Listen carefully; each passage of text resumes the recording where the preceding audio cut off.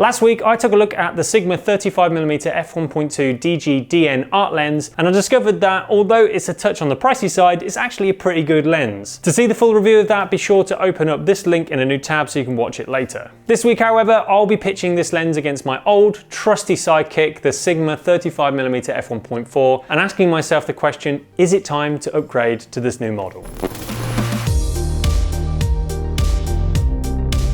Thanks again for joining me in a new video, guys.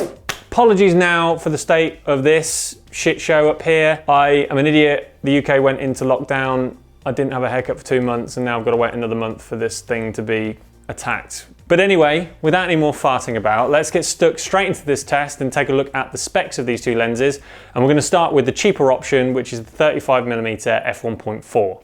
The Sigma 35mm f1.4 DG HSM lens has been around for what feels like bloody forever. Originally, this lens was designed for DSLRs, but it was later retrofitted with a little mount on the bottom so that it can fit onto mirrorless cameras without the need of a lens converter. These days, you can pick a copy of this lens up on Amazon for around £649 or $695, making it a fairly affordable 35mm option. Unsurprisingly, this f1.4 version is smaller in size than the f1.2 version, and is also notably lighter, weighing in at 755 grams or 26.6 ounces. When mounted onto my Sony A7 III, it feels really nicely balanced in the hand, and its smaller size means that it doesn't protrude too far out from the camera body. The lens itself is made mainly from hard plastics, metal, and some rubberized material that adds grip to the focus ring. On the side of the lens barrel, there is a focus distance window, as well as an MF to AF switch, but that's about it. Finally, the lens mount is made from metal, and there's also some weather sealing to help prevent dust and moisture entering the camera body.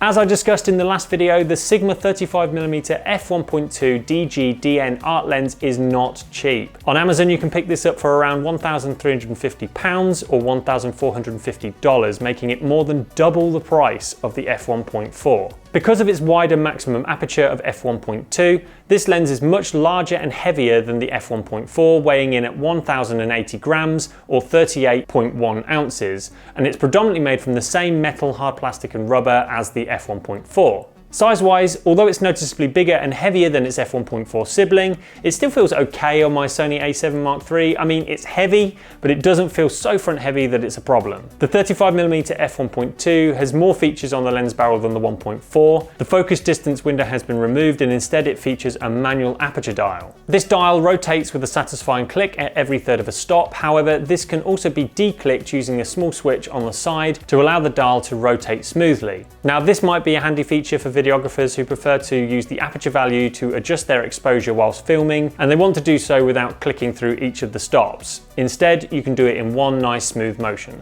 This manual aperture dial can be also switched onto automatic mode, which is noted by a little A marking, and this will allow the lens to function more like a standard lens, where you can adjust the aperture value using the back of your camera. However, rather annoyingly, there isn't a lock switch for this dial, which means you can't keep it fixed in auto mode. And this ultimately means that this dial can be quite easily knocked from auto mode to f16 if you're really not careful. Also on the side of the barrel, there's an MF to AF switch, as well as an AF lock button, which can be customized to function as a shortcut to a host of camera settings. Just like the f1.4 version, this lens has a metal lens mount and some weather sealing. One thing that is noticeably different about the construction of these lenses, however, is that the f1.2 model uses a focus by wire AF system, whilst the f1.4 variant utilizes a traditional focusing mechanism. But we'll talk a little bit more about that later on during testing. So now we know the details of these lenses, let's move over to our lens chart to see how they fare in terms of image quality, starting again with the Sigma f1.4. When shooting wide open at f1.4, we can see that the edges of the frame are noticeably darker than the center due to some vignetting, and there's also some barrel distortion going on, which is fairly typical for this kind of wide angle lens. However, it is worth mentioning that the most recent versions of Photoshop and Lightroom do have lens correction profiles for both of these lenses, so when you open up your raw files into either piece of software, these lens distortion issues and the vignetting issues are automatically fixed. You don't even have to try and do anything with it, and the results are pretty good. Zooming into the middle of the frame, the sharpness is okay.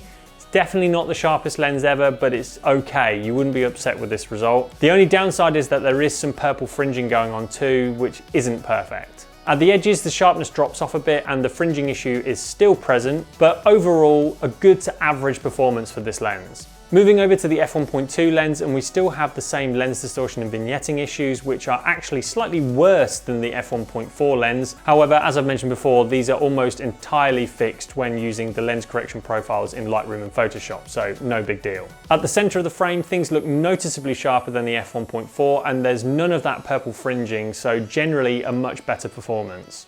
At the corners, things start to soften slightly, but it's still not a bad performance. There's also a very, very small hint of chromatic aberration showing through, but again, nothing to really complain about. So far, the f1.2 is the better of the two lenses in terms of image quality, but it's still pretty close. Let's take a look now at some real-world examples using both of these lenses to see if there are any noticeable differences. Taking a look at the results, honestly, both lenses produce really nice looking shots. And out in the real world, having an f1.2 lens over an f1.4 made next to no difference in my honest opinion. With a wide angle lens especially, this kind of aperture difference just isn't going to be immediately noticeable. After some processing in Lightroom, the results from these lenses are pretty indistinguishable. If you do decide to pixel peep at these images, then yes, the f1.2, you could argue that it is marginally sharper, but in my honest opinion, you're really not going to notice in most cases. For me, the big thumbs up for this 1.2 lens is the lack of chromatic aberration at the center. A few weeks ago, I showed this image that I took recently at a wedding to demonstrate an example of why I hate fringing so much. This image was taken with my Sigma 35mm f1.4, and it just shows how much fringing can degrade the quality of your images.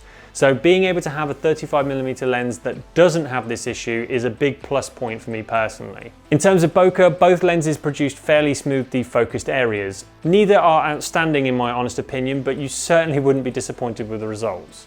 Speaking of bokeh, in our bokeh balls test, the 35mm f1.4 lens creates slightly elliptical orbs at the center, which then progress into more prominent cat's eye shapes as they get closer to the edge of the frame. The f1.2, on the other hand, starts off with nice round orbs in the middle, which quickly turn into that cat's eye shape as they near the edge. So a marginally better performance from the f1.2. Moving on to AF performance, and both lenses worked really well with face detection and IAF on my A7 Mark III when focusing at a medium distance. When I started to shoot a bit closer up, the older 1.4 lens continued to function flawlessly, even when parts of Hannah's face were obscured. However, with the 1.2 lens, I did notice that it would very occasionally struggle to decisively lock onto Hannah's eye for some weird reason. Although it's hard to see from this footage, at the time of shooting I could really hear the lens constantly whirring as if it was really fighting to keep locked onto Hannah's eye. And obviously when you're shooting at f1.2, it really doesn't take all that much to throw the face completely out of focus because the depth of field is so shallow. I mean, this issue didn't happen all of the time, but it happened enough to become annoying, and for a lens of this price I would expect near perfection,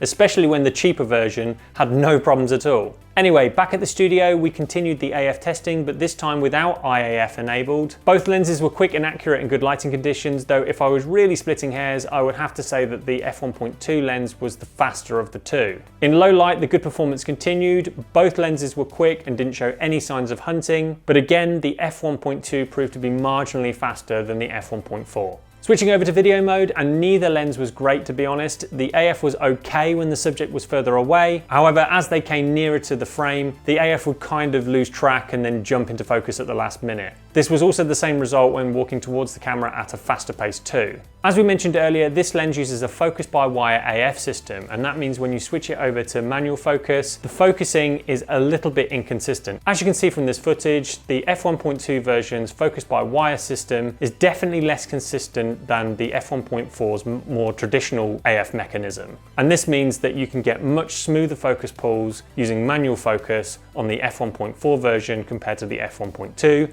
which is definitely something to consider if you're a videographer and you tend to use a lot of focus pulls. In terms of AF noise, they're both pretty much on par. The f1.2 is pretty much silent, and the f1.4 is, again, pretty silent. You wouldn't really notice the difference between them. Okay, so now it's time for me to make a verdict on these two lenses. So let's go through each of the points that we've tested and award a point to the best performer in that category, and hopefully that will give us a clearer indication of a winner. Starting with price, it's a pretty easy one. The f1.4 is clearly the better priced of these two lenses here. Build quality is kind of a draw as both lenses are constructed from the same materials, so a point will be awarded to both of these in this round. As for handling, I think the point really has to go to the f1.4. Firstly, it's smaller in size and weight, which makes it much nicer to use, and it's a totally viable option for both full frame and APS-C cameras, whilst the f1.2 is really only suitable for full frame bodies, and even then it's just a bit too much of a hulk. For me, the manual aperture ring on the f1.2 is just really something I would never ever use, and the fact it doesn't have a lock switch so I can just lock it to auto mode and forget it even exists is just annoying. However, I do like the fact that it has a custom button, but being honest, this is something I could happily live without. Finally, the focus by wire system found on the f1.2 lens just wouldn't be my first choice. I don't use manual focus all that much, but when I do, it's mainly for video work, and I really need consistent focusing for focus pulls, otherwise it would just really piss me off. So anyway, another point goes to the f1.4. When it comes to image quality, there's really no doubt in my mind that the f1.2 is the better option. It's sharper and doesn't have any of the fringing issues that the f1.4 does, especially in the center of the f1.4 where that horrible purple fringing really affects your images. So a well-earned point goes to the f1.2 in this round. In terms of bokeh, the f1.2 just clinches this one, but only marginally. I'm being very generous here. It really is a close one to call, but the more rounded bokeh balls it produces is probably enough to sway most bokeh fanatics. AF performance is a really tough one. Although the f1.2 is undoubtedly faster to focus, we did have that weird focusing jibbing out with IAF when I was focusing close up. Now that might have just been a defect on my copy of the lens. I don't know, I can only judge it on what I've been given, but that would potentially be an issue for portrait photographers like myself who rely on IAF when taking portraits. When it comes to video, both lenses are equally poor to okay, so I think I'm gonna have to call this round a draw really, as there's not really a decisive winner here. So as you can see, at the end of scoring, it looks like we have a tie, which is really useful, isn't it? But I guess I still have to come up with some kind of conclusion here. And I guess really the question I need to ask myself is, if I had £1,350, would I go all in on the 35mm f1.2, or would I go for the f1.4? I think the honest answer is I would just save my money and go for the cheaper 1.4, because aside from the size and weight difference, I just don't think the f1.2 offers enough to warrant spending the additional £700, which is a lot of money. I would much rather put that money towards buying an additional lens, something maybe like the Sigma 85mm f1.4 for example, because having an 85mm and a 35mm is a really versatile combination and would offer a lot more in terms of creative potential than chucking all of your money at the more expensive 35mm f1.2. Anyway, hope you liked this video. If you did, don't forget to give it a thumbs up and also subscribe to the channel, because if you don't, let's just face it, the only reason why you wouldn't is because you have big fat floppy man boobs. Boop, boop, boop, boop, boop, boop, boop, boop, boop. Thanks for watching, and I'll see you in the next one.